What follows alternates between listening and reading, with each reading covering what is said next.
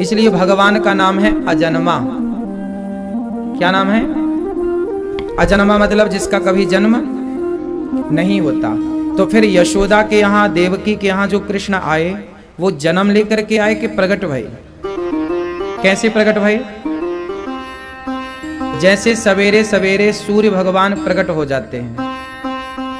सवेरे पूर्व दिशा की ओर आप देखेंगे तो लालिमा होगी। जैसे सुबह सूर्य भगवान प्रकट होते हैं, उसी तरह भगवान प्रकट हो गए चतुर्भुज रूप में। तमद्भुतम बालकम अम्बुजेक्षणम, अद्भुत बालक, चतुर्भुजम, चार भुजा लेकर आए, शंख गदार युधायुधम, शंख चक्र गदा पद्म लेकर के। वसुदेव जी ने कहा कि आप कौन हैं? मैं आपका पुत्र हूं। वसुदेव जी ने कहा इतने बड़े बेटा। तब भगवान छोटे से बन गए। अच्छा, जब भगवान का प्राकट्य हुआ उस समय वसुदेव जी के पांव में बेड़ियां और हाथ में हथकड़ियां थीं। लेकिन जैसे ही भगवान को लेकर के चले तो पांव की बेड़ियां और हाथ की हथकड़ियां अपने आप खुल गईं। क्या मतलब हुआ? जो व्यक्ति भगवान को लेकर चलता है, जो व्यक्ति भगवान को लेकर चलता है, वही संसार के बंधनों से मुक्त होता है। जैसे वसुदेव जी मुक्त हो गए। पांव की बेड़ियां, हाथ की हथकड़ियां सबरी खुल गई, जेल के ताले खुल गए। मतलब जो भगवान को लेकर चलता है उसके लिए मोक्ष के दरवाजे खुल जाते हैं। पहरेदार सो गए। मतलब जो भगवान को लेकर चलेगा हृदय में, उसके लिए पहरेदार मतलब इंद्रियां, काम क्रोध उसे परेशान ना करेगा। ये पहरेदार सो गए। भगवान की कृपा होती है तो काम परेशान नहीं करता। जैसे आपने देखा होगा, सामान्य लोगों को काम वासना बड़ी परेशान करती है, क्रोध बड़ा परेशान करता है, लोभ बड़ा परेशान करता है। लेकिन जो भगवान के आश्रित हो जाता है फिर उसे काम परेशान नहीं करता। देखो, काम क्रोध लोभ ये बुराइयां सबके पास हैं। फर्क इतना है कि किसी के भीतर ये कंट्रोल है, किसी के भीतर कंट्रोल नहीं है। तो जिस पर भगवान की कृपा होती है उस पर काम क्रोध कंट्रोल में रहते हैं, वश में रहते हैं। इसलिए तो संत क्या करते हैं? अपने मन को, इच्छाओं को कंट्रोल कर लेते हैं, मन को वश में कर लेते हैं। आपको भी चाहिए कि अपने मन को वश में करिए। रावण का मन वश में था क्या?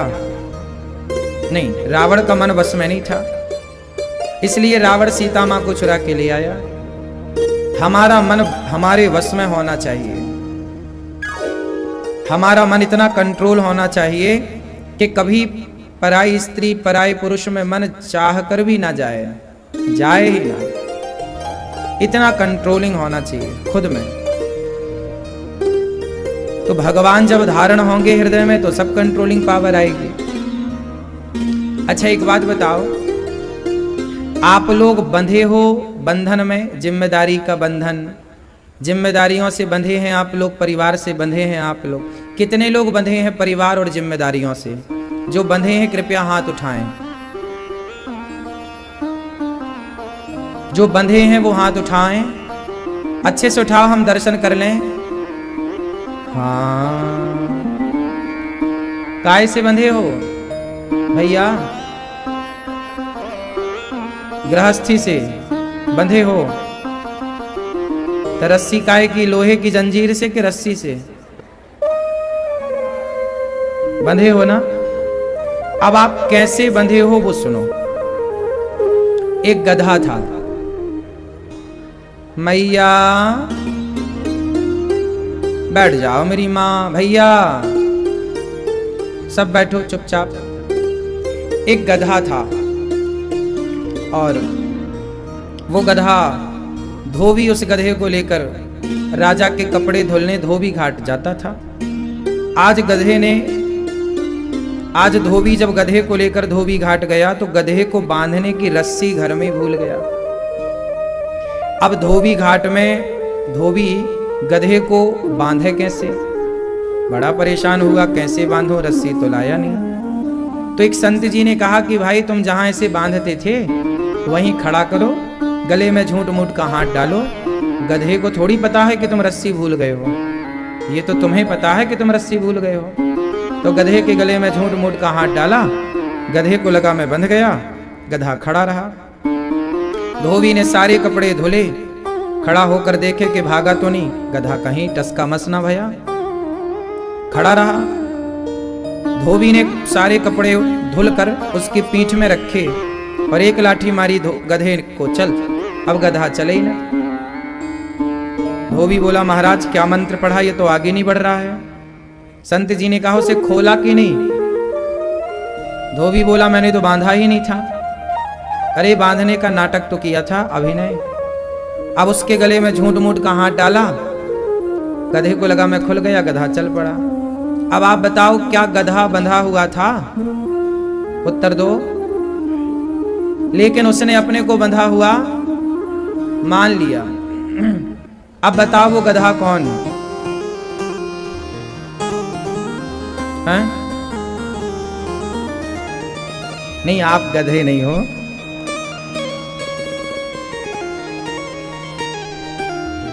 जैसे गधा बंधा नहीं था पर उसने अपने को बंधा हुआ मान लिया, उसी तरह हम में से कोई भी बंधा हुआ नहीं है, लेकिन सारी जिंदगी आप अपने को बंधा हुआ मानते हो। जैसे अभी आप लोगों ने हाथ उठा के कहा जी हम बंधे हैं, तो आप बंधे नहीं हैं, ना परिवार से ना व्यापार से। आज का आज बुलावा आए तो आज के आज जाना पड़ेगा। कहां बंधा है कोई? हम मुक्त हैं। जब आप अपने को बंधा हुआ मान लेते हैं तो आपको ऐसा लगता है हम बंधे हैं, जबकि आप मुक्त हैं। इस संसार में हम बंधने आए हैं कि मुक्त होने आए हैं? उत्तर दो। इस संसार में हम बंधने आए हैं कि मुक्त होने आए हैं? जोर से। सारे वेद पुराण साधु संत कौन सी रास्ता बताते हैं? मुक्ति की। तो जब मुक्ति के रास्ते पर चल रहे हो तो बंधन कहाँ है? सच्चाई तो ये है कि हम यहाँ मुक्त होने आए हैं। बंधे तो हम थे ही ऑलरेडी करोड़ों जन्मों से। इस शरीर को पाकर हम बंधने नहीं आए। इस शरीर को पाकर बड़े भाग्य मानुष तन पावा, बड़े भाग्य से तन मिला मानुष का। इस शरीर को पाकर भी यदि बंध गए तो फिर मुक्ति किस शरीर से पाओगे? इसलिए आप में से कोई बंधा हुआ नहीं है। मान रहे हो तो मानते रहो उस गधे की तरह। तो गधा ना बनो, समझदार बनो, बंधा हुआ ना मानो। हम मुक्त हैं। काम सारे करो, जिम्मेदारियां करो, व्यापार चलाओ, परिवार चलाओ। मना नहीं कर रहे, काम खूब करना चाहिए, पर कैसे? चलो ये बताओ, जब राम जी 14 साल वनवास में थे उस समय अयोध्या को संभाल कौन रहा था? बोलो। अयोध्या इतना बड़ा राज्य था, इतना बड़ा राजा का शासन था। अब देखो कोई तो होगा ना वहां की व्यवस्था करने के लिए। इतना बड़ा राज्य 14 साल कैसे चला बिना राजा के? बिना राजा के तो अराजकता फैल जाएगी। फिर सुव्यवस्थित अयोध्या कैसे चली 14 साल? कोई तो चलाने वाला रहा। बताओ कौन चलाया राम के बिना 14 साल? 14 साल अयोध्या को भरत जी ने चलाया। किसने चलाया? बोलो। भरत जी इतने सजग रहे कि रात को 3 बजे हनुमान जी पहाड़ लेकर गुजरे अयोध्या से, तो भरत जी को पता लग गई कि कोई पर्वत लेके जा रहा है। बाण मार दिया तो भरत जी के बाण से हनुमान जी नीचे गिर गए। अब सोचिए, हनुमान जी पवन पुत्र हैं, हनुमान जी वायु के वेग से जा रहे थे, हाँ या ना? मैया, हनुमान जी वायु के वेग से जा रहे थे, लेकिन वायु के वेग से जाते हुए हनुमान जी को भी भरत जी ने देख लिया, और वो भी रात के, और वो भी लगभग 2 से 3 बज रहा होगा। क्यों जी, बात सही है? इसका मतलब ये है कि भरत जी कितनी सजगता से काम कर रहे हैं। हाँ या ना? कितनी सजगता और सावधानी से भरत जी काम कर रहे हैं। भरत जी 14 साल तक राम की चरण पादुका को सिंहासन में रखे। राम ही अयोध्या के राजा हैं ये मानकर, पर संभाला भरत जी ने। वो ये नहीं माने कि मैं राजा हूं, सिंहासन पर राम को बिठाया, राम राजा है ये मान के काम करते रहे। भरत जी ने ये नहीं कहा कि मैंने काम किया, मैंने राज्य चलाया, भरत जी ने ऐसा नहीं कहा, राम ही करता धरता है। उसी तरह भरत जी ने जो किया वो आपको करना चाहिए। भरत जी ने काम किए ना सारे, आप भी काम करो सारे। पर भरत जी ने इस मानसिकता से काम किया कि मैं नहीं कर रहा हूं, राम कर रहे हैं, राम करा रहे हैं, राम राजा है यहाँ के, राम मालिक हैं यहाँ के। आप भी सारे काम करो, पर खुद को मालिक मानकर नहीं, खुद को राम का नौकर मान करके काम करो। मालिक राम, नाथ सकल संपदा तुम्हारी, नाथ सकल संपदा तुम्हारी, मैं सेवक समेत सुत नारी। सब आपका है, जो करते हैं आप करते हैं, हम आपके दास हैं। भरत जी गृहस्थों के लिए संजीवनी तो भरत जी, भरत जी का कोई आदर्श जीवन में उतार ले तो कभी असफल हो ही नहीं सकता। हम सबके अधिष्ठात्र भरत जी हैं। जिस राह पर भरत जी चले ना, वो राह हमें अपनाना है। भरत जी, अच्छा ये बताओ, राम लक्ष्मण भरत शत्रुघ्न, इन चारों भाइयों में सबसे अधिक, सबसे बड़ा धर्म का पालन किसने किया? सबसे अधिक त्याग और सबसे बड़े धर्म का पालन इन चारों में किसने किया? राम, लक्ष्मण, श्री भरत जी, श्री शत्रुघ्न जी। इन चारों में सबसे कठिन 14 साल कठिनता से किसके बीते हैं? उत्तर दो। सबसे कठिन धर्म का पालन इन चारों में किसने किया है? उत्तर दो जोर से। लक्ष्मण जी कुछ कह रहे हैं, लक्ष्मण जी कुछ कह रहे हैं, भरत जी। और अब सुनो, भगवान राम, राम ने जिस धर्म का पालन किया, राम के धर्म का नाम है सामान्य धर्म। राम का धर्म कौन सा है? सामान्य। राम ने जिस धर्म का पालन किया, मातृ देवो भव, पितृ देवो भव, अतिथि देवो भव, आचार्य देवो भव। राम ने जिस धर्म का पालन किया, राम के धर्म का नाम है सामान्य धर्म। लेकिन राम से बड़ा धर्म था लक्ष्मण जी का। कौन सा? अच्छा ये बताओ, राम जी ने अपने माता पिता की बात मानी कि नहीं मानी? बोलो, मानी? अच्छा, लक्ष्मण जी ने अपने माँ बाप की बात मानी कि नहीं मानी? नहीं मानी।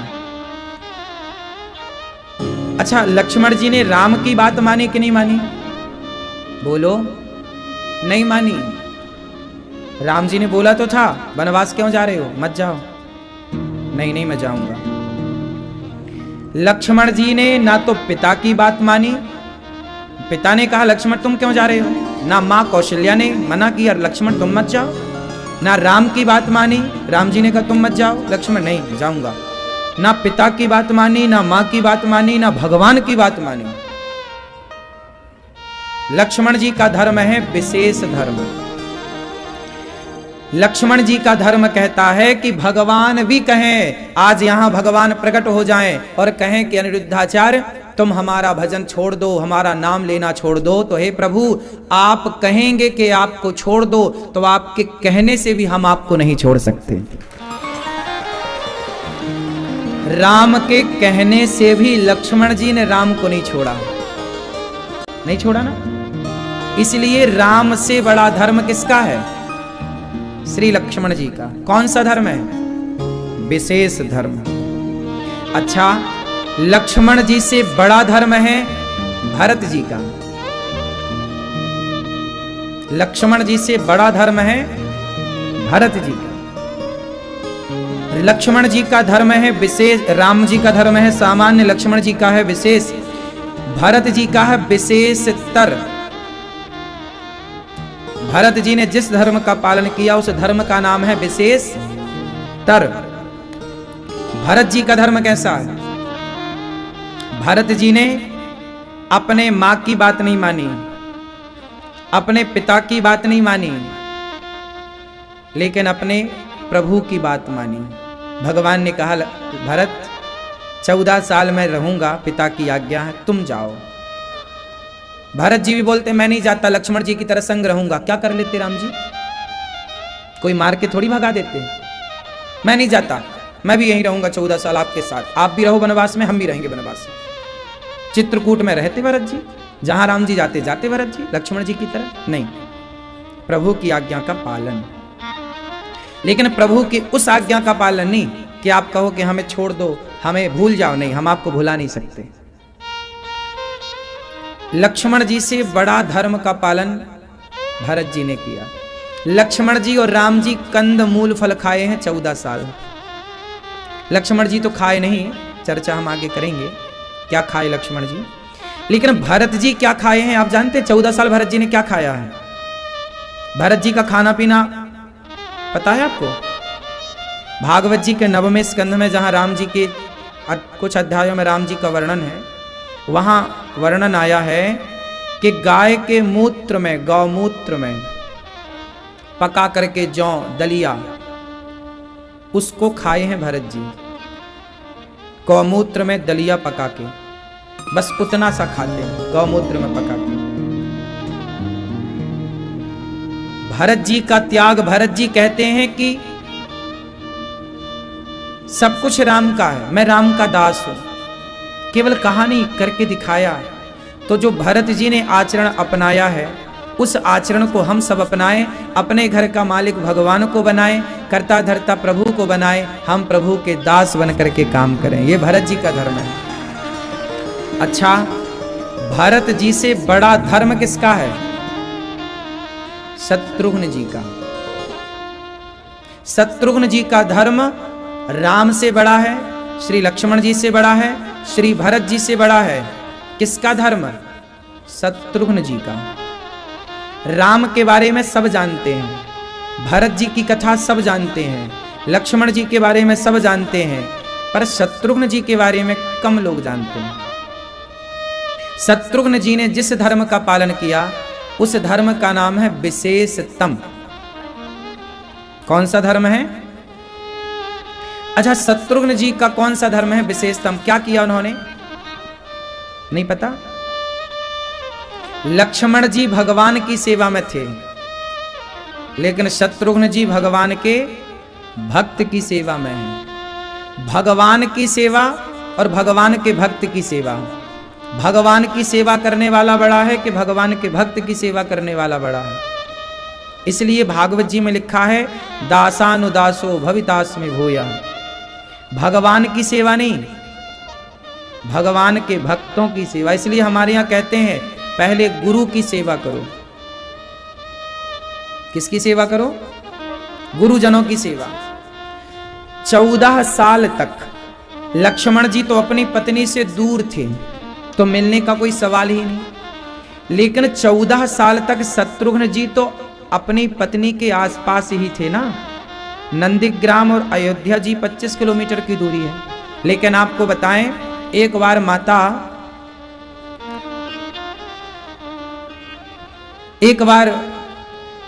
माता कौशल्या श्रुत कीर्ति से पूछ रही हैं। श्रुत कीर्ति मारो रही है। श्रुत कीर्ति कौन है? शत्रुघ्न जी की पत्नी। श्रुत कीर्ति जी रो रही हैं, तो कौशल्या जी ने कहा कि बेटा क्यों रो रही हो? श्रुत कीर्ति जी ने कहा, माँ एक बार हमें नंदीग्राम ले चलो। कौशल्या माँ बोली, क्यों? बोले एक बार दूर से अपने पति का दर्शन कर लो। क्यों? शत्रुघ्न आता नहीं है क्या? कौशल्या माँ ने कहा, क्यों? शत्रुघ्न रोज नहीं आता क्या? नहीं मां, आज 14 वर्ष होने को आए हैं, मैंने अपने पति का मुंह नहीं देखा। लक्ष्मण जी की पत्नी माता उर्मिला तो चलो वो दूर थे, तो मिलने का कोई सवाल ही नहीं पैदा होता, पर पास में रहकर भी शत्रुघ्न जी भरत जी की सेवा में ऐसे लगे कि अपना परिवार भूल गए।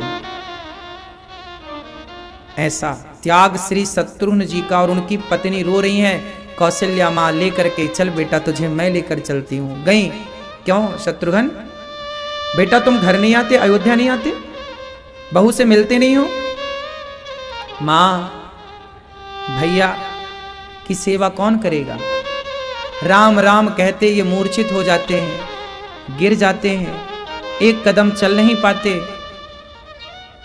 धन्य है राम लक्ष्मण ने इतना कष्ट नहीं उठाया 14 वर्ष में, जितना कष्ट अयोध्या नंदीग्राम में रहकर भरत जी और शत्रुघ्न जी ने निभाया है। इसलिए जब राम राजा बने तो पहले राम ने भरत को राजा नहीं बनाया, लक्ष्मण जी को राजा नहीं बनाया, राम ने अपनी शक्तियां देकर के शत्रुघ्न जी को मथुरा का राजा बनाया है।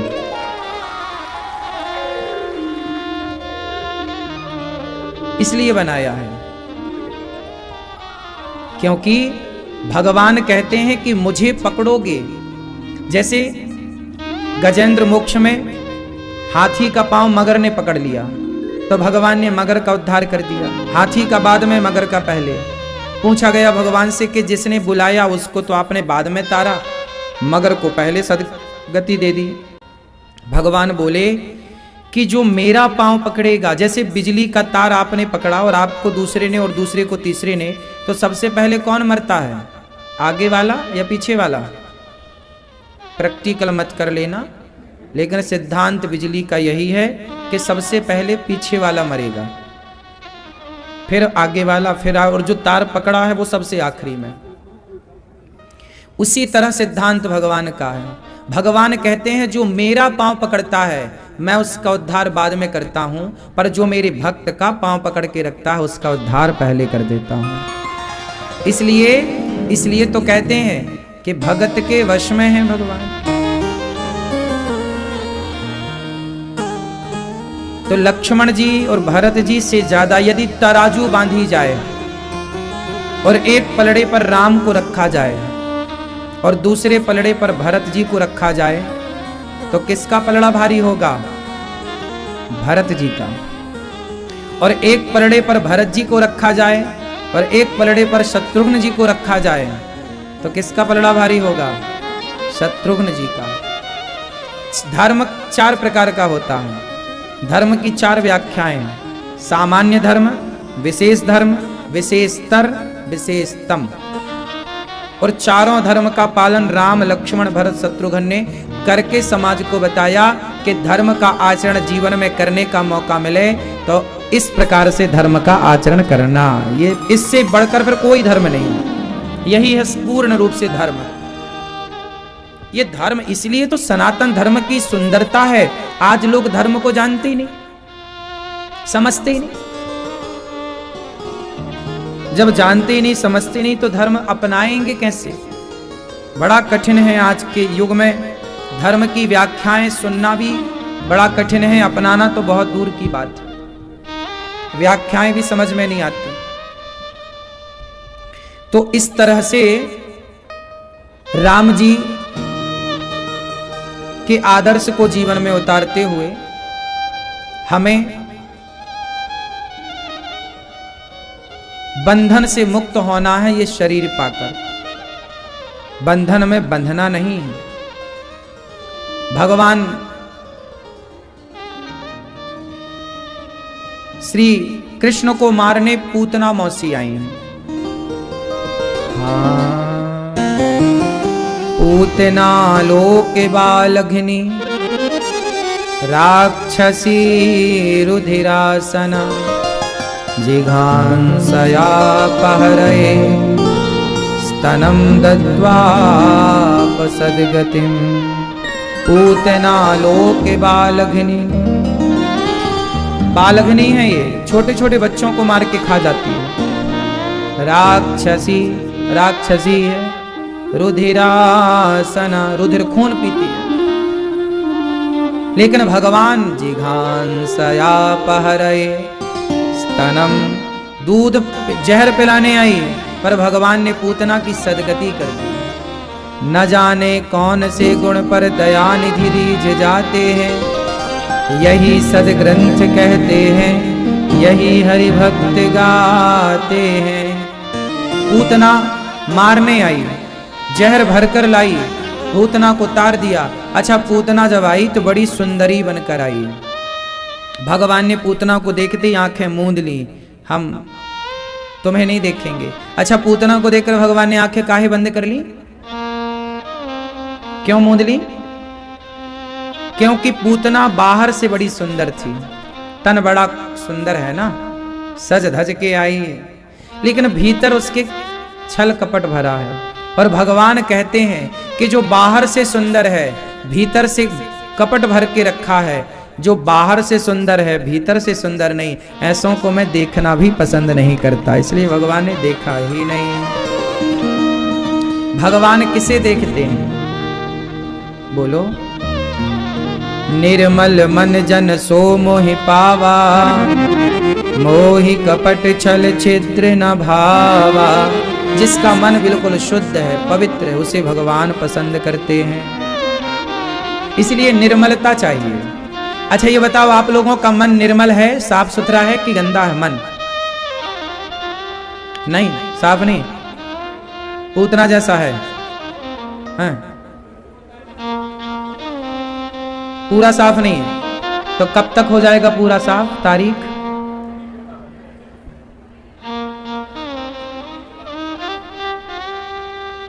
क्यों मैया, आपका मन साफ है? हाँ या ना? अच्छा, एक बात बताओ, ये एक दोहा है, अर्थ जरा मुझे बताओ, आज आप लोग पढ़ाओ।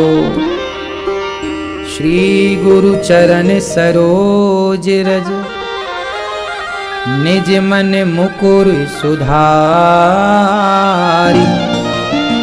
वर्णौ रघुवर बिमल जसु, जो दायक फलचारि।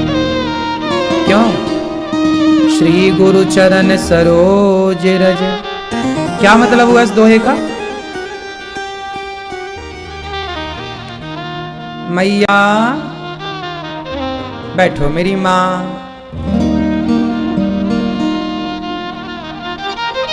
ओ झोले वाली मैया, क्या लाई हो? सुन लो कथा। धुतिया लाई हो मैया?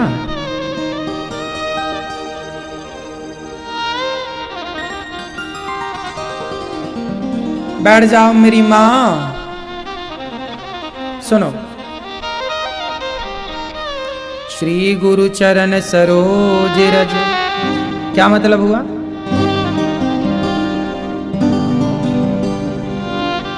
निज मन मुकुर, क्या मतलब हुआ? इसका मतलब ये हुआ कि गुरुदेव भगवान के चरणों की रज से मन के मुकुर को, मुकुर मीन्स मिरर, दर्पण, मन के दर्पण को साफ करिए। जिस दिन मन का दर्पण साफ हो गया, निज मन मुकुर सुधारी, तो जब साफ होगा तब फिर वर्णौ रघुवर बिमल जसु, फिर रघुनाथ जी के बिमल यश का गुणगान सुनने में मजा है, कहने में मजा है। और वो गुणगान जो दायक फलचारी, ये चार फल कौन से हैं?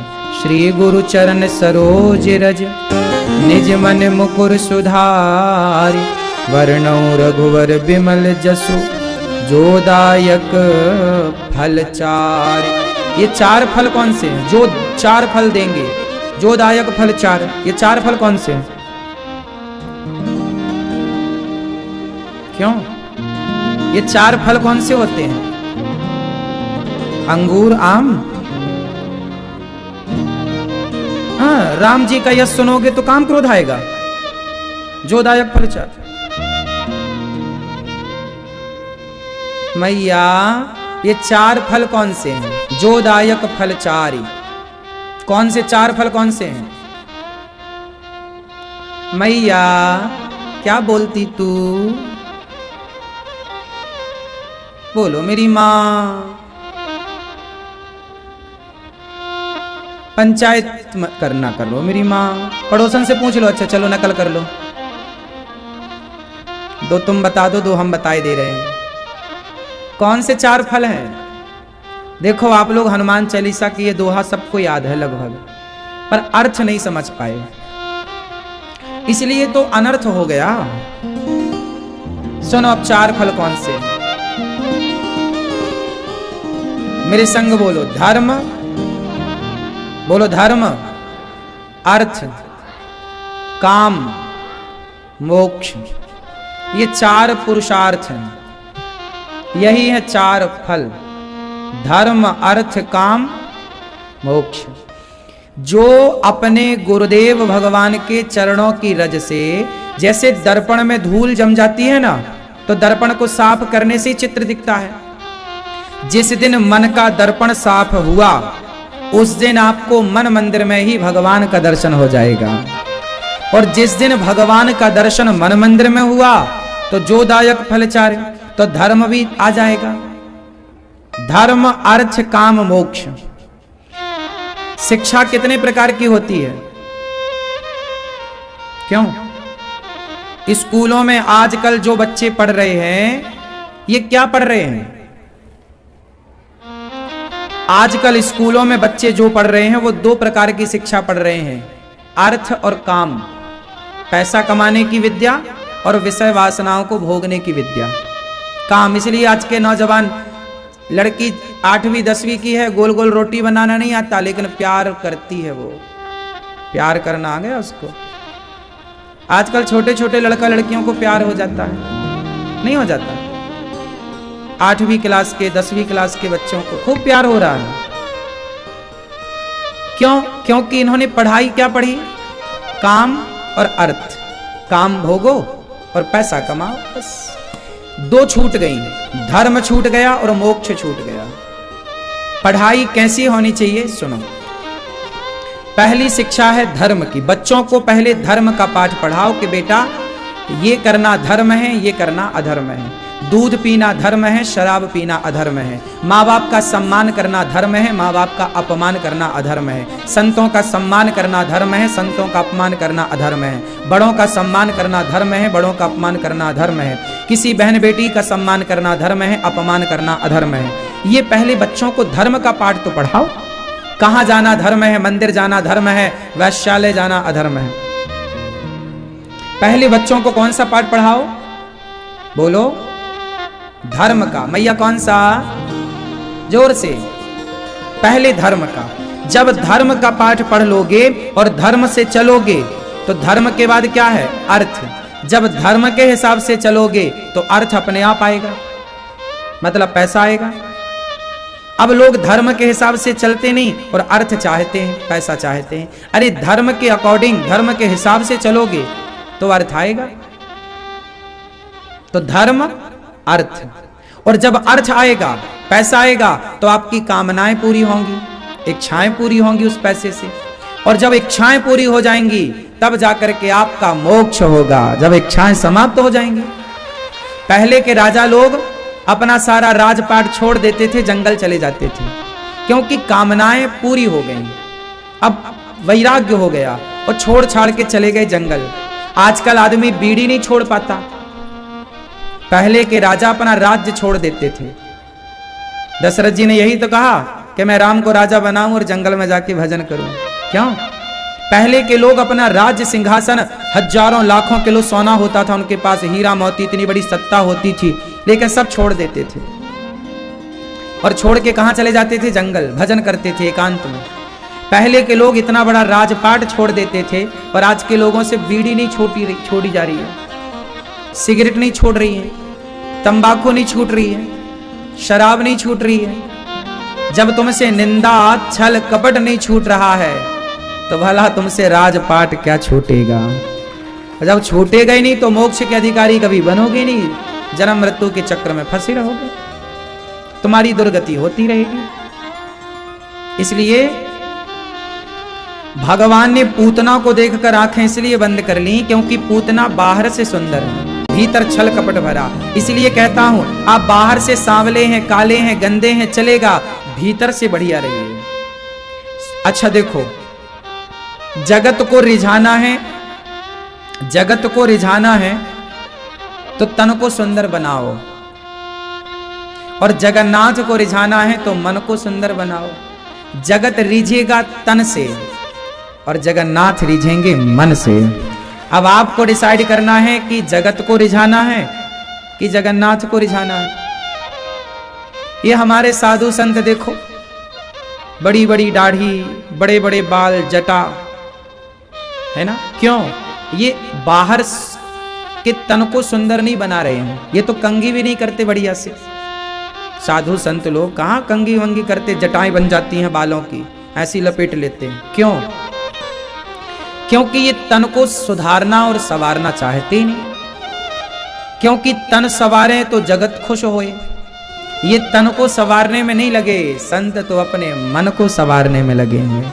क्योंकि मन संवरेगा तो परमात्मा मन की ओर आकर्षित होंगे, मन की ओर भगवान आकर्षित होते हैं। हाँ, इसलिए कहता हूं कि मन को सजाओ। हाँ, गंगा में जाकर बंदे तन की तू मैल धोता, गंगा में जाकर बंदे तन की तू मैल धोता, जो मन की मैल न धोई, जो मन की मैल न धोई, गंगा गया तो क्या हुआ, जो मन की मैल न धोई, गंगा गया तो क्या हुआ। तन को धोया मगर मन को धोया नहीं, बाद गंगा नहाने से क्या फायदा। तो क्या धोना है, तन या मन?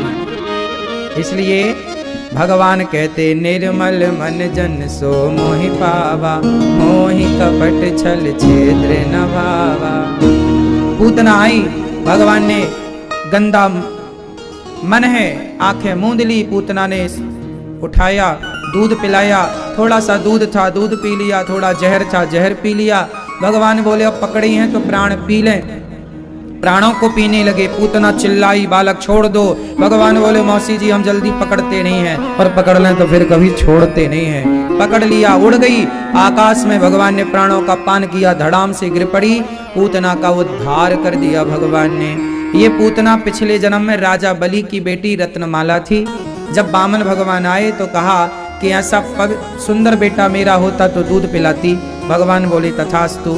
जब 2 पग में सब कुछ नाप लिया, तीसरा पग राजा बलि के मस्तक पर रखा तो रत्नमाला बोली ऐसा छलिया बच्चा मेरा होता तो जहर पिला के मार देती। भगवान ने कहा तथास्तु। तो दूध पिला करके भगवान ने उसे माँ बनाया, दूध पी करके, और जहर पिलाया उसने पूतना ने, तो उसका दूसरा वरदान भगवान ने पूरा किया। 1 जन्म में 2 वरदान पूरे हुए, इसलिए पूतना का भगवान ने उद्धार किया। अच्छा, पहले पूतना आई और रामा युग में राम के समय पर पहले ताड़का आई। तो पहले भगवान ने स्त्रियों को निपटाया है। ये पूतना और ताड़का कौन है? एक ही बाण प्राण हर लीना, दीन जानते ही निज पद दीना। ये अविद्या है।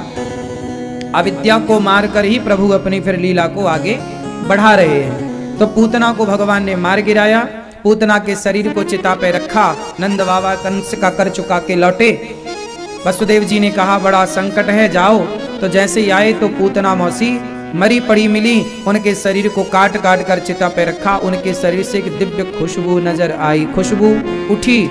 तब सुखदेव भगवान कह रहे हैं, अहो सबके भीतर रमे हो वो राम, जो सबको अपनी ओर खींच लें, आकर्षित कर लें, उनका नाम कृष्ण। हाँ या ना? नामकरण हुआ। भगवान थोड़ा बड़े भय, और जब बड़े भये तो गर्गाचार्य जी की भी यहाँ बहुत बढ़िया बात है कि गर्गाचार्य जी ध्यान लगाते हैं तो ध्यान में मैया बोली बाबा ने कछु खाए लो, तो बढ़िया सामान की व्यवस्था मैया ने कर दी। कच्चा राशन दे के बाबा ने पकाया और भोजन बना के जब ध्यान लगाया, भोग लगाया भगवान का, तो कन्हैया आके खाए भी लग गए। गर्गाचार्य जी चिल्लाए, अरे मैया तेरे लाला ने सबरो झूठो कर दियो। अरे मैया मैया बोली दौड़ी दौड़ी आई, अरे बाबा फिर से बनाए लो। मैया बाबा बोले मैया मैं बनाती ही रहूं का, इतनी देर लगे बनाए भी में। दूसरी बार फिर भोजन बनाए, आंख बंद करके भोग लगाए तो कन्हैया फिर झूठो कर गए, खाए गए। मैया बोली लाला काय को बाबा को झूठो करे भोजन। मैया ये बाबा आंख बंद करके मुंह को ध्यान लगाए और जब मैं खाए भी जाऊं तो गुस्सा है जाए। अब की बार तो तीसरी बार जब भोग लगाया और भगवान ने खाया तो बाबा बोले, अब तो बाबा जब आंखें बंद करके भगवान का ध्यान लगाए तो वही कृष्ण कन्हैया उनके ध्यान में आए, और जब आंखें खुली तो वही भगवान चतुर्भुज रूप में बाबा के भोग लगाए प्रसाद को ग्रहण कर रहे थे। अब तो चरणों में गिर पड़े गर्गाचार्य जी, प्रभु क्षमा करिएगा, हम आपको पहचान ना पाए।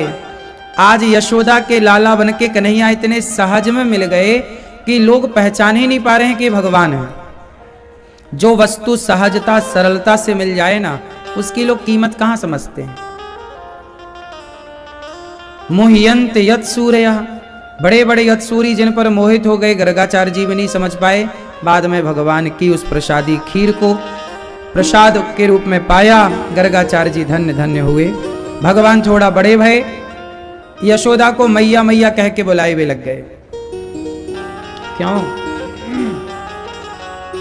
भैया, आप लोग अपनी मां को क्या कहो, आप अपनी मां को क्या कहते हो?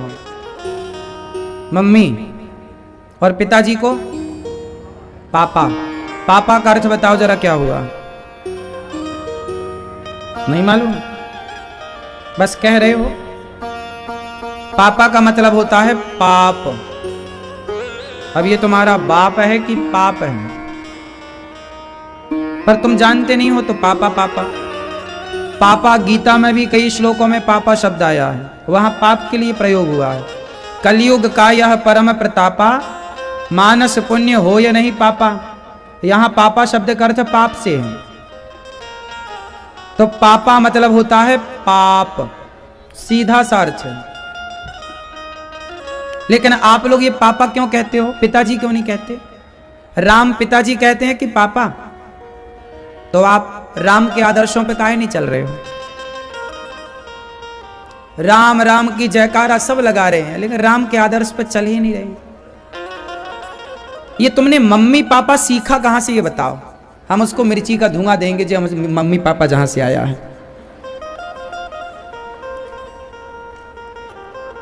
पापा शब्द का अर्थ है पाप। क्यों? इसलिए पापा नहीं, पिताजी, बाबूजी। भगवान श्री कृष्ण क्या कहते हैं नंद बाबा को? बाबा। क्या कहते हैं? बाबा। बाबा, पापा नहीं, बाबा। तो आप लोग क्या कहोगे आज से? पिताजी। पिताजी कहो सबसे उत्तम, बाबा कहो, बाबूजी कहो। क्या कहोगे? पापा ना कहना। पापा मतलब आप अपने बाप को गाली दे रहे हो, हे पाप। यहां सही है? क्यों प्रभु? पापा मतलब तुलसीदास जी ने पापा शब्द का अर्थ पाप से किया है कि नहीं? गीता में और अन्य धर्म ग्रंथों में पापा शब्द का अर्थ पाप से है। कभी पढ़िएगा थोड़ा बहुत तो अर्थ निकल के आएंगे। हमारे यहाँ हर शब्द का अर्थ है ना, बिना अर्थ का कोई शब्द नहीं है। तो क्या कितने लोग आज से पापा नहीं पिताजी या बाबूजी बोलेंगे? कितने लोग परिवर्तन करेंगे? केवल इतने लोग, बाकी लोग पापा ही बोलोगे। मतलब देना तो गाली ही है बाप को, ए पाप। चलो मम्मी का मतलब बताओ। हैं? नहीं ये भैया मम्मी कहते ना, मम्मी मतलब बताओ। मरी हुई को मम्मी कहते हैं। जैसे आदमी मर जाए ना तो पुराने जमाने में फ्रीजर तो होता नहीं था, तो उसे तेल में डुबा के बॉडी को रखा जाता था कि 10 दिन 15 दिन बॉडी खराब ना हो, मरा हुआ शरीर। तो उस प्रोसेस को बोलते थे मम्मी। क्या बोलते थे? जोर से, मम्मी। तो मम्मी, आप लोग भी जल्दी में कई बार बोल, मम्मी कहाँ हो? कई बार हम मम्मी भी नहीं बोल पाते, मम्मी कहाँ हो? तो आप भी मम्मी ही बोलते। तुम्हारी माँ जिंदा है कि मर गई? काहे मारे डाल रहे हो अपनी माँ को? मम्मी मम्मी कह के बना ही डालोगे उसे एक दिन मम्मी। तो वही 60-65 के अंदर आदमी निपट रहा है। पापा भी निपट गए पाप से, मम्मी भी निपट गई मम्मी से। जल्दी काहे निपटा रहे हो अपने माँ बाप को? पिताजी कहो, बाबूजी कहो। हमारे यहाँ माता पिता की परंपरा है। हनुमान जी लंका गए तो एक राक्षसी मिल गई, तो क्या बोला हनुमान जी ने? सत्य कहाँ हो मोहि जान दे माई। हनुमान जी, संत लोग क्या कहते हैं? मैया भिक्षा दे दे, भिक्षाम देही। ब्राह्मण क्या बोलते हैं? भिक्षाम देही मैया, भिक्षाम देही माता, मैया। ये साधु लोग भी क्या बोलते हैं? स्त्रियों को माता, मैया, माता जी। फिर ना तो तुम संतों के आदर्श को अपना पाए, ना तुम राम के आदर्श को अपना पाए, ना श्री कृष्ण के आदर्श को अपना पाए। ये मम्मी पापा ना जाने से देश में कहां से आ गया।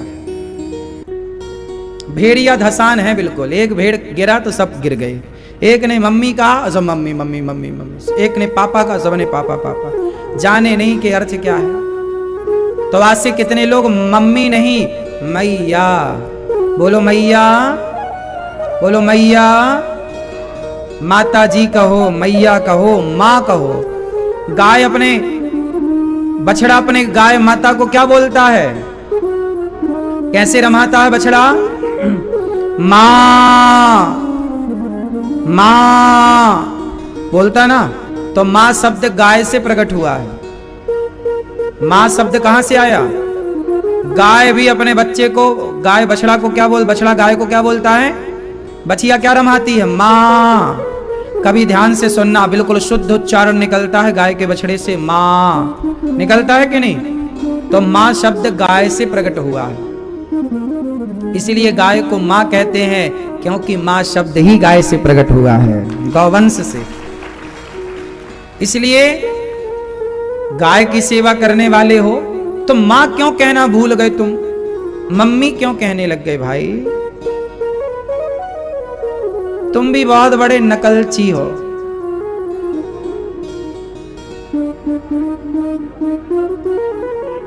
हाँ, तो तुम भी तो बेटा हो। अब क्या बोलोगे?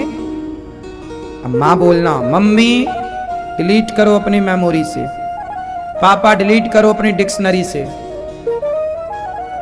कितने लोग हमारी बात से सहमत हैं कि माता पिता ही होना चाहिए, मम्मी पापा नहीं? भारतीय परंपरा में मातत्वमेव माता। हमारे यहाँ के श्लोकों में क्या है? अब सोचो, आप बनाते श्लोक तो क्या बनाते? त्वमेव मम्मी च पापा त्वमेव। कितना बेहुदा लग रहा है ना? त्वमेव माता च पिता त्वमेव। अब आप आरती गाते हो, मात पिता तुम। अब आपने बनाई होती तो क्या बनाते? मम्मी पापा मेरे। कितनी अच्छी लग रही है क्या? क्या अच्छा लग रहा? मात पिता तुम। शरण गहूं मैं किसकी, स्वामी शरण पढ़ूं मैं किसकी। तुम बिन और ना दो जाओ, आस करूं मैं किसकी। ओम जय जगदीश हरे। तो भगवान कहते हैं, सूरदास जी पद गा रहे हैं, कहने लगे मोहन मैया मैया। ये सूरदास जी गा रहे मैया मैया। पितानंद सो बाबा बाबा। पिता को बाबा बाबा। पितानंद सो बाबा बाबा। अरु हलधर सो भैया भैया। कहने लगे मोहन मैया मैया कहने लगे मोहन, मैया मैया दूर खिलने नहीं जाओ लाला रे। मैया डांट रही है, लाला दूर मत जाना, दूर खिलने नहीं जाओ लाला रे। क्यों? मारेगी काहू की गैया कहने लगे मोहन, मैया मैया कहने लगे मोहन, मैया मैया। तो मैया मैया लाला कह रहे हैं हमारे कन्हैया, तो हम भी मैया मैया। इसलिए दास अनिरुद्ध क्या कहता है? मैया मैया। अच्छा लगता है मैया जब हम कहते हैं कि हम भी मम्मी कहें आप लोग हो, मम्मी ओ मम्मी। अच्छा लग रहा है?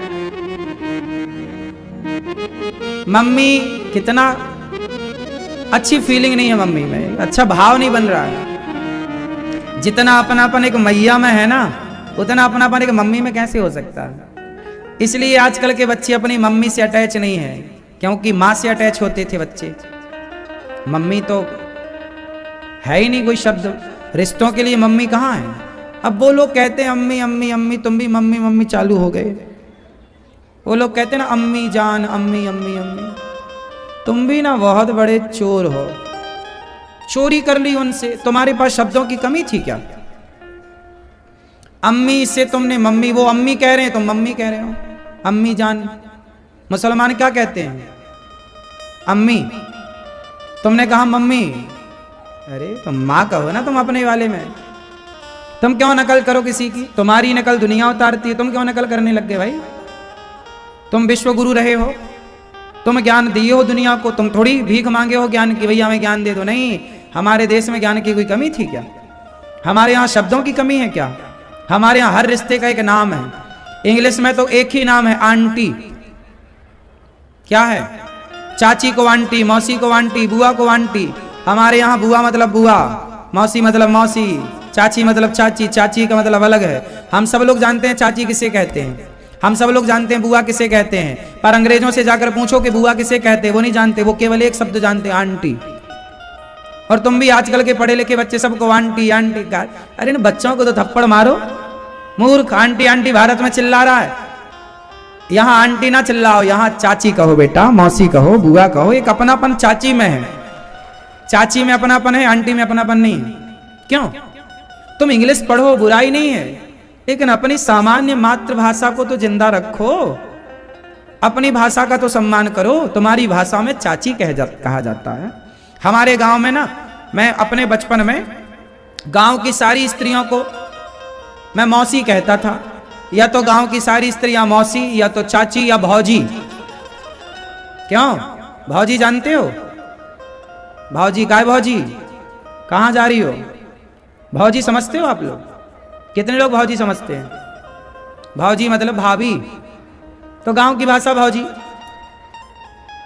तो भौजी ये गांव की भाषा है, भाभी, चाची, बुआ। अब ये सब गायब हो गए, आजकल के बच्चे ना कुछ नहीं जान रहे हैं। चाची का उनसे पूछो चाची किसे कहते हैं, नहीं बता पाएंगे वो। बेटा बताओ चाची किसे कहते हैं आप? ये छोटा कालू, काली शर्ट वाला बेटा सुनाओ, चाची किसे कहते हैं? हैं? पापा के भाई की पत्नी को। ठीक है, सही है।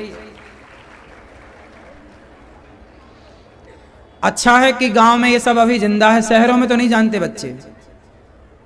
सही है, इसलिए आप लोग ना इंग्लिश जानो, सारी भाषाएं जानो, कोई बुराई नहीं है, लेकिन जो सामान्य बोलचाल है वो अपनी मातृभाषा में होना चाहिए। क्यों जी? नहीं होना चाहिए। तो भगवान कहते हैं मैया। अब भगवान थोड़ा बड़े भये और भगवान ने माखन चोरी लीला की। क्या चोरी की?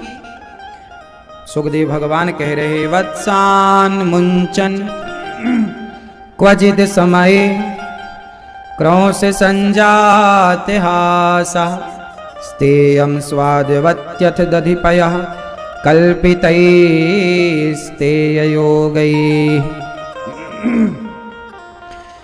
छोटे छोटे बछड़ों की एक टीम बनाते हैं भगवान। वत्सान मुंचन, छोटे छोटे बछड़ों को खोल देते हैं खोटे से। वत्सान मुंचन, असमय जब गाय दोहने का समय नहीं होता तो बछड़े खोल देते हैं, सारा दूध जाके बछड़े पी लेते हैं। गोपियां गुस्सा करती हैं तो क्रोध संजात हासा, जब गुस्सा करें गोपियां तो क्या कहते हैं भगवान, थोड़ा मुस्कुरा देते, स्माइल, हासा जब हंस देते हैं तो गोपियां सारा गुस्सा भूल जाती हैं। शिकायत करने आई, मैया ओ यशोदा, हाँ बहन बोल। अरे तेरे लाला ने आज गजब कर दियो, सारे बछड़ों को खूंटे से खोल दिए, सारे बछड़े दूध पी गए, अब दूध बचा ही ना। अब सारी गोपियां शिकायत करवे की ताई, मैया हम तेरे लाला की शिकायत करवे की ताई आई हैं, तू जाने ना है तेरे छोरा ने कितनो उधम मचा रखे हो पूरे नगर में।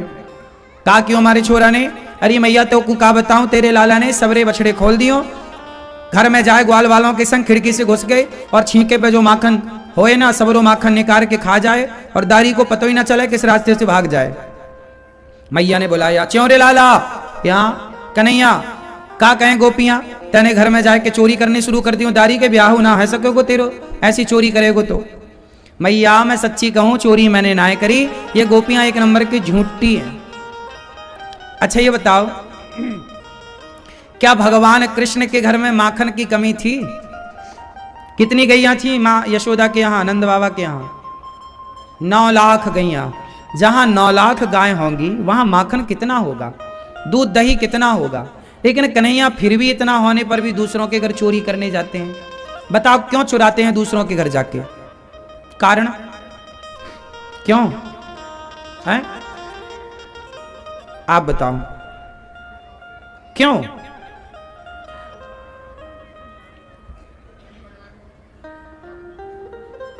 मैया ओ लाल मैया, पीछे कहां देख रही हो? हैं? हाँ, भगवान कृष्ण ने माखन क्यों चुराया, इसके कुछ कारण हैं, वो ध्यान से सारे कारण सुनो। पहला कारण है कि कृष्ण मनुष्य बनकर आए हैं, और मनुष्य मतलब वो छोटे से बच्चे हैं, और बच्चों का स्वभाव ही होता है चोरी करना। आप में से कितने लोगों ने बचपन में चोरी की है? खाने पीने की चीजें, आम चुराना, अमरूद चुराना, लड्डू चुरा के खाना। हम तो गुड़ तक खा जाते थे चुरा के। क्यों? बचपन में आप में से कितने लोगों ने चोरी की है घर में? मैया तुम हरिश्चंद्र की माता हो क्या? नहीं चुराई, तुम ही तो गुड़ खाती थी चोरी कर करके। सही है ना? बचपन में सारे बच्चे चोरी करते हैं। आज के बच्चों के पास ना टॉफी है, हमारे जमाने में टॉफियां नहीं थी। क्यों जी, बात सही है? जब हम बच्चे थे हमारे जमाने में टॉफियां नहीं हुआ करती थी ज्यादा, पंजी वाली गोली आती थी, संतरे वाली, तो 1 रुपया हो तो 20 गोलियां ले आके चूसते रहो दिन भर। वो गोलियां चलती थी हमारे टाइम पर। तो हमारे टाइम पे क्या होता था, हम लोग खेतों में जाते थे, आम चुराते थे, और हमारे यहाँ अमरूद, बुआ के घर घुस जाएं पता ही ना लगे, पेड़ पे चढ़े हैं और अमरूद चुरा चुरा के खा रहे। भी अमरूद चुरा के खाते थे। चने का सीजन आया तो चने खेतों से उखाड़ करके खाएं, और उसके खेत का चना उखाड़े और उसी को उसका होरा बना के खिलाएं, ले भैया तू भी खा। उसी को उसके खेत के चने का होरा। तो बचपन जो होता है ना, ये बाल्यकाल ऐसी होता है। मैं अयोध्या जी में था, पढ़ने गया था राम कथा, तो अयोध्या जी में हम भंडार, मेरा वहां सेवा लगी थी बाल भोग बनाने की, संतों के बीच में था मैं, संत निवास में। एक दिन की बात है कि जहां मैं बाल भोग बनाता, वहीं पे कोठारी जी ने बढ़िया रसगुल्ले गुलाब जामुन बना के इतने बड़े पात्र में रखे, और मैं उस समय बालक ही था, छोटा, और बच्चों का जो स्वभाव होता है ना बिल्कुल अलग होता है। उन्हें मतलब नहीं कि पूजा हुई कि नहीं, भोग लगा कि नहीं। क्यों? बच्चे घर में लड्डू वड्डू बनते देखे तुम, सत्यनारायण भगवान की कथा के लिए पंजीरी बनाओ, तो बच्चे पहले कटोरी लेके आ जाएंगे, हमें दो। अरे मैया बोले कि पहले भोग लग जा, नहीं हमें पहले दो। उन्हें मतलब नहीं कि भोग क्या होता है। और बात ठीक भी है, बच्चे मतलब भगवान। तो मैं बचपन में जब मैं अयोध्या जी में पढ़ता था तो वहां गुलाब जामुन रसगुल्ले रखे, और मेरी ड्यूटी वहीं लगी बाल भोग बनाने की। मैं निकालूं उसके 2 गुलाब जामुन, गप गप खाऊं, अपना बाल भोग तैयार। हाँ, कोई कोठारी जी वहां सुरक्षित रख के गए थे कि यहाँ कोई आएगा नहीं, लेकिन मैं अकेला वहां पहुंचा और खूब बढ़िया, पता नहीं था कि भोग लगा कि नहीं लगा, भगवान खाए कि नहीं, लेकिन अपन ने जी भर के खाए। इसमें मेरी गलती नहीं थी, वो मेरा स्वभाव था। बच्चे थे और मिठाई मिल जाए, मीठा मिल जाए तो हम लोग, चंडी लगती थी गांव में, तो चंडी लगे तो मिठाई की दुकान है, पहले भैया कैसी दी है मिठाई? बोले 50 रुपए। अरे पहले चिखाओ तो, दिखाओ कैसी है, थोड़ी सी दे वो तो खाए। अरे कमजोर है तुम्हारी, दूसरी दुकान में है, उससे भी लें थोड़ी, तुम लाओ उससे। ऐसे ऐसे करके पेट भर लेते थे, खरीदने की जरूरत ही नहीं पड़ी, थोड़ा तुम दो, थोड़ा तुम दो। जलेबी कैसी दी है? ऐसी दी। अरे थोड़ा दिखाओ, खिलाओ, इतनी सी खिलाए, फिर दूसरी वाले के पास गए ऐसे। तो ये बच्चों का स्वभाव, जब हम लोग इतनी शैतानी करते बचपन में, इतने नटखट थे, तो सोचो भगवान जब मनुष्य बनकर आए तो पूरा आनंद लिया भगवान ने बाल लीला का। मनुष्य बनकर आए ना, सब चोरी कर करके खाएं। वो एक बात बताएं, चोरी के खाने का मजा ही कुछ और है। सही है? हाँ, आजकल के बच्चे नहीं समझेंगे, ये चोरी मिलती नहीं है बच्चों को, उनको ऑलरेडी सब मिल जाता है। हमारे यहाँ तो हमारी मैया गुड़ भर देती, साल में एक बार गुड़ आता था परियों में, गुड़ भर के मैया घड़े में रख देती, तो घड़े का ऊपर से तो मुंह बंद रहता, पीछे से हम लोग छेद कर लेते छोटा सा, तो 2 लोग खाते, हम और चीटा। उसमें चीटा भी घुस जाए, काला वाला चीटा, बड़ा वाला, तो चीटा घुस जाए और अपन थोड़ा सा गुड़ रोज निकाले और खाए, और जब ऊपर से मुंह खोले तब तक उसमें बचे ही ना कुछ। संक्रांति के लड्डू बने तो ईमानदारी का मैया जो दे वो तो खाएं, और बस ये पता चल जाए कि रखा कहाँ।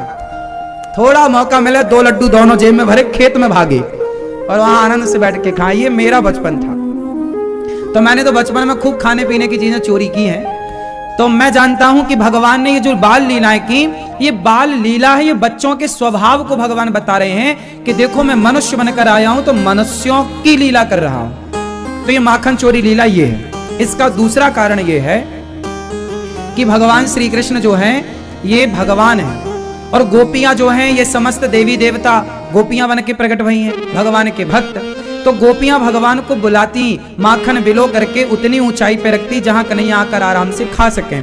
तो भगवान को गोपियां स्वयं बुलाया करती थी कि प्रभु हमारे घर आओ और ये भोग लगाओ। जिसके घर गोपी के घर भगवान नहीं जाते ना, वो रोया करती कि प्रभु क्या बिगाड़ दिया हमने, आज हमारे घर माखन चुराने नहीं आए।